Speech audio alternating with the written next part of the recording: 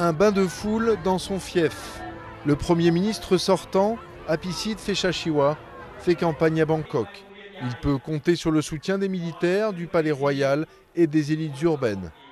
Mais les sondages font état d'un parti démocrate très en retard avant le scrutin de dimanche.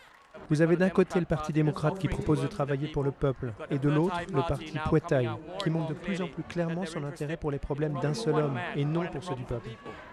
Cet homme, c'est lui, Thaksin Shinawatra, ex-premier ministre que l'armée a renversé il y a 5 ans.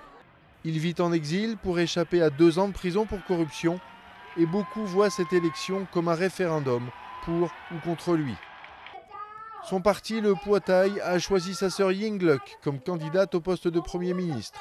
Thaksin l'a décrit comme son clone, mais elle affirme qu'elle est bien celle qui mène la barque de l'opposition. Je prends mes décisions sans attendre ni dépendre de Thaksin. Mais il nous a donné des idées et des politiques à suivre, ce qui est bien parce que son expérience est importante. Depuis la chute de Thaksin en 2006, le pays a sombré dans les manifestations de masse et la violence par les anti et les pro-Thaksin. L'an passé, les chemises rouges qui lui sont loyales ont paralysé Bangkok pendant 2 mois.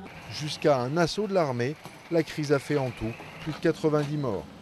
Et la Thaïlande demeure plus divisée que jamais, prête à de nouvelles manifestations.